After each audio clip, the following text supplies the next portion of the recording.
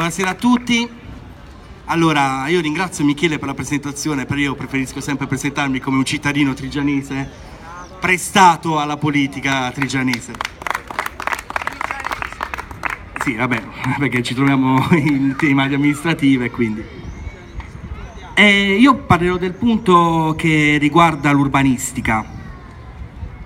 Senza che qualcuno inizi a volare con la fantasia, perché come ha ribadito più volte Michele negli scorsi comizi, fin quando non si ha la possibilità di mettere le mani sulle carte e quindi capire lo status del bilancio, non si possono certo promettere grandi opere, grande rivoluzione.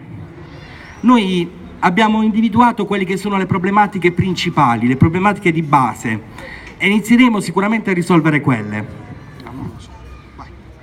Perché non si sentiva bene? Va bene. Allora, innanzitutto il nostro sogno sarebbe quello di costruire una pista ciclabile. In realtà qualcuno ci aveva pensato un po' di tempo fa, su via Gramsci. È una pista ciclabile della lunghezza di circa 100 metri, circa. Inizia e finisce sulla stessa strada, non collega niente. Ovviamente in questo frangente cosa dire su un progetto del genere? Semplicemente cercare di parlare con i dirigenti dell'ufficio tecnico, sederci a tavolino con una cartina di Trigiano e cercare di capire dove e come realizzare questo progetto. La caratteristica peculiare deve essere la funzionalità. Non serve una pista ciclabile che nasce e muore sulla stessa strada, è inutile. Deve collegare due o più punti del paese, punti nevralgici del paese, magari sfruttando anche quelle strade esterne che abbiamo, che non sono male, potrebbero essere sfruttate in un'altra maniera. Quindi per realizzare questo progetto ovviamente bisogna mettersi a tavolino con i dirigenti dell'ufficio tecnico e capire bene dove andare a operare. Parlando di risparmio, sapete quanto si può risparmiare utilizzando un impianto di illuminazione a LED? Tantissimo, veramente tanto. Basti pensare che la durata di una lampadina a LED è 100 volte superiore a quella di una lampadina a basso consumo, per non parlare di quella a incandescenza. Parliamo proprio di fantascienza a questo punto. Il rapporto sarà con quella a basso consumo, 100 volte superiore. Il consumo? Un terzo di quelle a incandescenza, a basso consumo. È un risparmio abnorme, sia dal punto di vista della manutenzione che dal punto di vista dei costi. Verrebbero praticamente azzerati, quasi azzerati. E noi, qualcuno può pensare che sia fantascienza, noi abbiamo un esempio qui a pochi chilometri, parliamo di Cellammare. Il paese di Cellammare ha un'illuminazione a LED, ha investito del denaro per poter realizzare queste opere e ora ne sta godendo i frutti. È fantastico. Un'altra problematica che riguarda un po' tutti i trigianesi, non solo gli automobilisti, anche i ciclisti, anche i motociclisti e quant'altro, è la questione che riguarda i dossi artificiali. Senza dilungarci troppo, possiamo dire che Trigiano è letteralmente fuori legge da questo punto di vista. Non rispetta una normativa prevista dal codice della strada, niente. Ad esempio, il codice della strada prevede che i dossi artificiali, quelli là che quando passate con la macchina sobbalzate, li avete presenti? Sono obbligatori e devono essere soltanto in quelle che vengono definite zone residenziali. Attenzione, allora uno dice, va bene, allora Trigiano è una zona residenziale. No, adesso vi spiego, l'ho scritto, cosa prevede letteralmente il codice della strada. Per zona residenziale si intende una zona urbana in cui vigono particolari regole di circolazione a protezione dei pedoni e dell'ambiente, delimitata lungo le vie d'accesso dagli appositi segnali di inizio e di fine. A Trigiano io di segnale di zona residenziale non ne vedo uno, non ce n'è uno, quindi già solo per questo punto sono fuori legge. Inoltre il Ministro dei Lavori, dei lavori pubblici ovviamente, ha specificato che in quelle strade dove vi è il transito di automezzi di soccorso o di polizia, i dossi artificiali sono vietati. Se solo penso al fatto che in via Gramsci ci sono i dossi artificiali prima e dopo l'ingresso della caserma dei Carabinieri, mi viene voglia di mettere i capelli, le mani nei capelli che non ho, solo a pensare questo.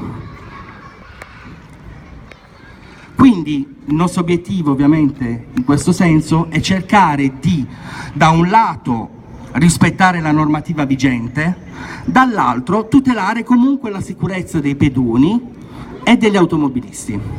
In che modo? Ci sono tanti modi per dissuadere la gente, per non correre con le macchine e quant'altro. Un esempio? Telecamere che rilevano la velocità e la trasmettono direttamente ai vigili urbani. Potrebbe essere una soluzione. Dissuasori sonori sono altre possibilità. Quindi noi ci impegneremo per risolvere questi piccoli problemi.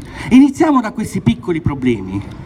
Poi pian piano arriveremo anche a realizzare sogni, se è possibile. Sempre se è possibile. Un altro piccolo aspetto, ad esempio, i rilevatori sonori dei semafori per i non vedenti. A Trigiano ce ne sono? Uno ce n'era. Quello tra via Virgilio e via Alcide De Gasperi, no? Quel semaforo lì che divide via Virgilio e via Alcide De Gasperi. Ha funzionato quanto? Un mese? Più o meno ha funzionato. Tant'è che una volta io mi sono trovato lì, c'era una signora che spaventatissima, ha abbassato il finestrino e ha fatto: scusi, ma quelle sono telecamere? Io no, sono rilevatori sonori per i non vedenti. Hai visto, te l'avevo detto? Ha detto all'amica sua che stava in macchina, perché aveva paura fossero delle telecamere, perché magari era passata col rosso per vedere cosa era successo, insomma. Ce n'era una sola, e quelle invece dovrebbero essere previste per ogni semaforo.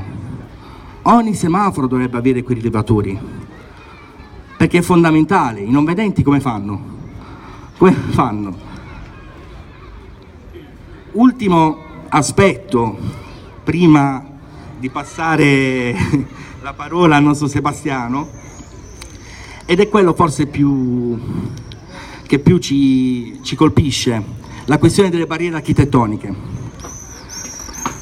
Se solo si pensasse al fatto che il comune di Trigiano, Palazzo Pontrelli, è già di per sé una barriera architettonica.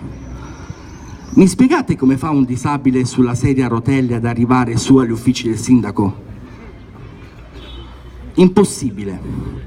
C'è una scalinata che non finisce mai. E i disabili come fanno ad arrivare ad avere un colloquio col sindaco, comunque con gli uffici dei dirigenti che si trovano al primo piano? Impossibile. E per strada? Quanti marciapiedi hanno lo scivolo, quello apposito per i disabili? Pochissimi, veramente pochi.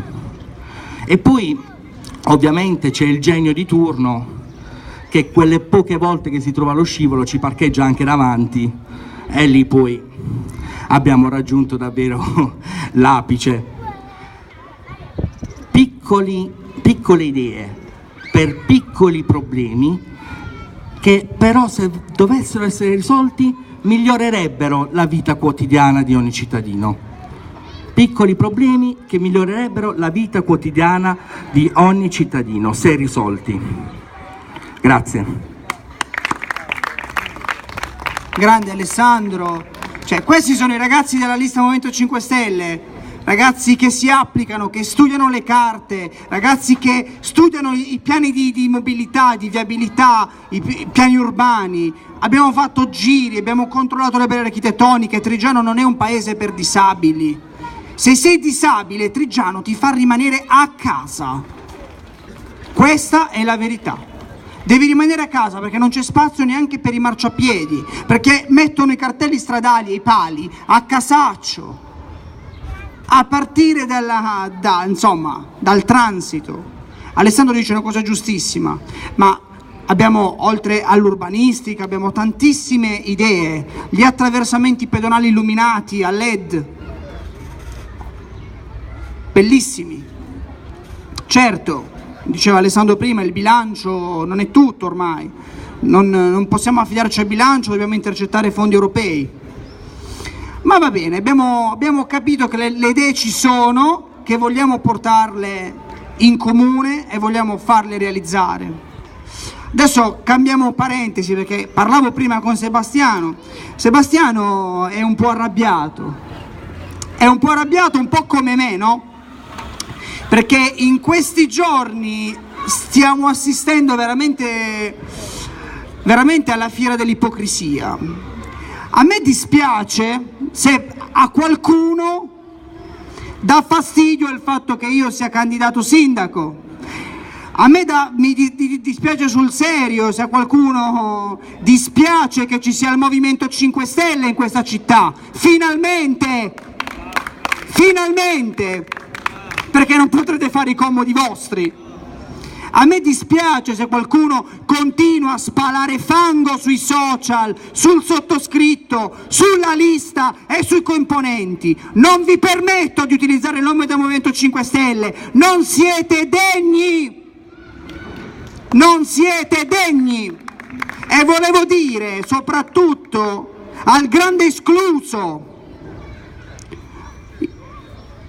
quello che stava organizzando il dibattito tra i due candidati sindaco, Donatelli e Schiraldi, come se non ce ne fosse un terzo e un quarto, che rispettiamo Claudio Campobasso del Partito Comunista dei Lavoratori, che perlomeno è coerente, e rispettiamo Michele Emanuele Mastro Leonardo del Movimento 5 Stelle.